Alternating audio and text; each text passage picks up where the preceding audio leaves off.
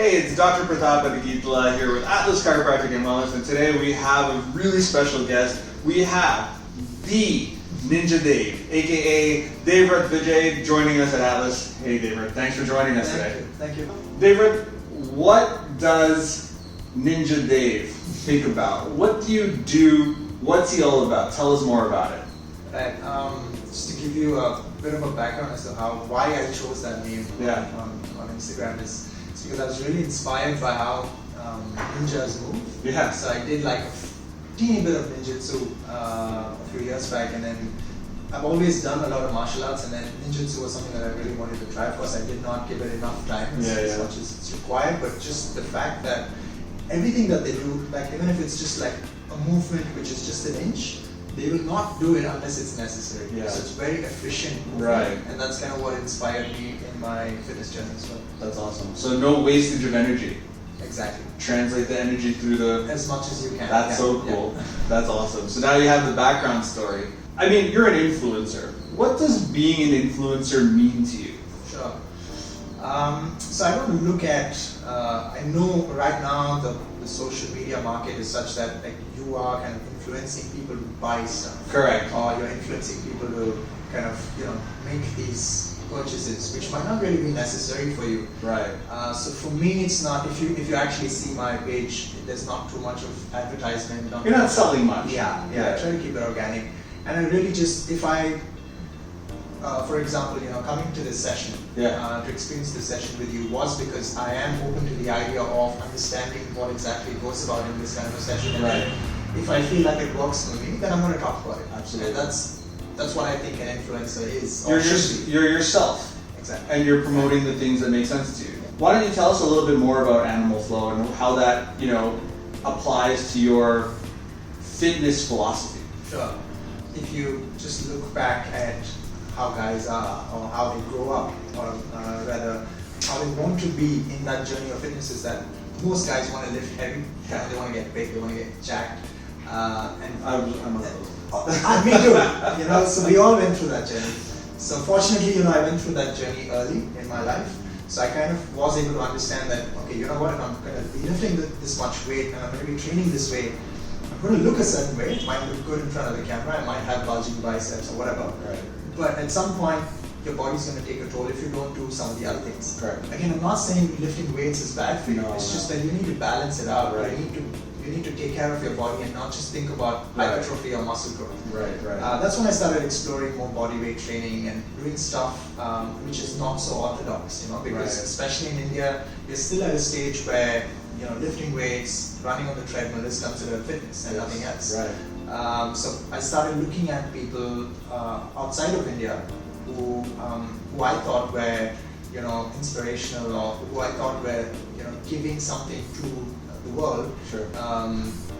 Rather than just sticking to what has already been taught. Correct. Off the beaten path kind of thing. Yes. And Animal Flow was one of those things which really got my attention because I was seeing these guys, Mike Fitch, for example, who's the creator of Animal Flow.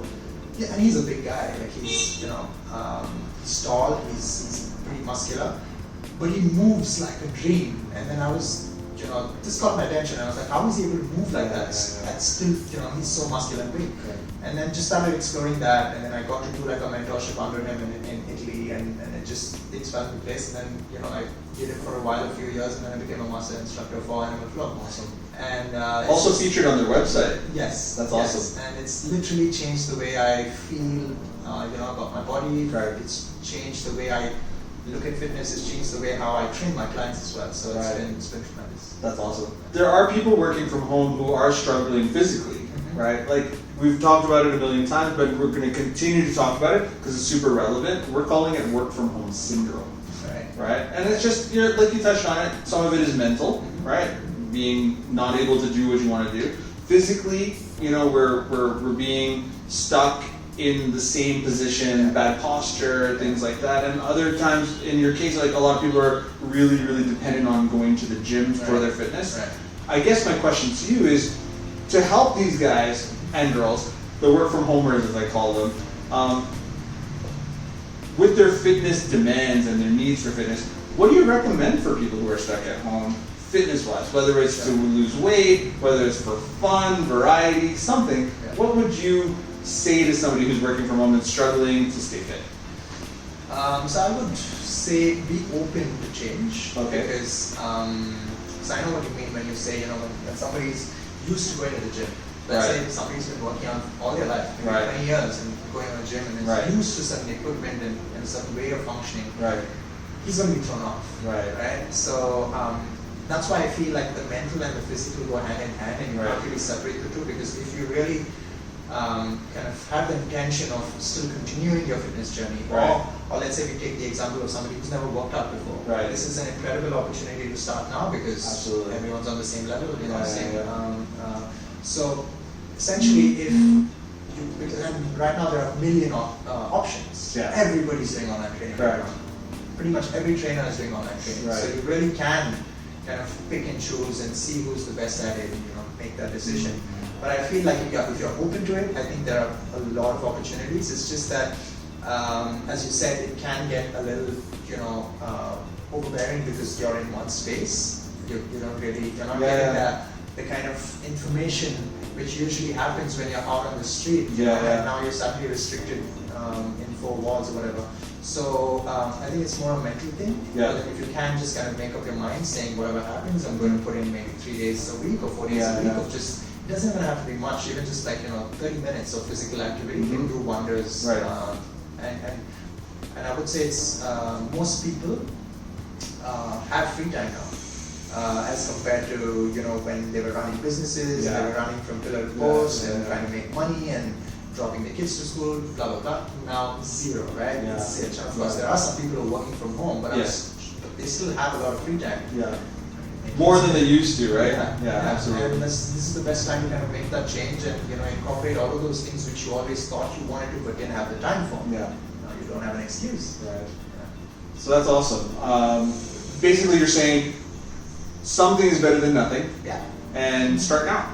Absolutely. Have an open mind. Think about things that you don't normally think about. It's not about necessarily lifting weights all the time or running on a treadmill, but it could be as easy as taking the stairs more often.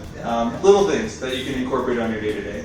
Small things. Like just to give you an example, when we do online training, obviously when we were giving people workouts, we were expecting them to go to gyms. But then in the last 2 or 3 months, things have changed. So we had to kind of change the way that we do business, give them more home workouts. And like you just said, instead of going out on the street for a run, maybe just use the stairs in your apartment to just climb up and down and burn the same calories.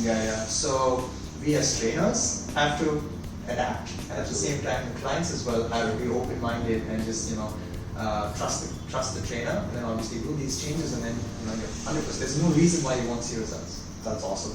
So again, guys, this has been Devrath Vijay, A.K.A. Ninja Dave, Academy of Strength and Master Animal Flow. Is that how I say it? The Master of Animal Flow? Master Animal Flow Trainer. Animal Flow Master Instructor. Animal Flow Master Instructor. And co-founder of Academy of Strength. Look him up, Ninja Dave. And I do have one special question for you though. Ready for this? 100%. Tell us something that nobody knows. Tell you something that nobody knows. Tell us a secret. Tell us something that nobody knows. Something that your fans want to know. Something that you haven't shared with many people. Wow. I'm more of a listener.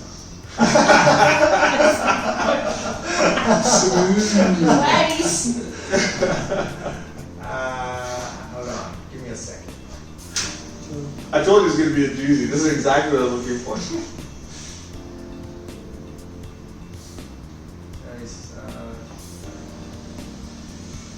Okay, so I'm usually a calm guy. Like it's also the kind of person that I am, but also because of my yoga and meditation practice and martial arts, and so I don't get efficiency. My anger it's very rare that I'm caught off guard. But the one thing that really pisses me off is bad driving. Do not cut this man off. Don't do it.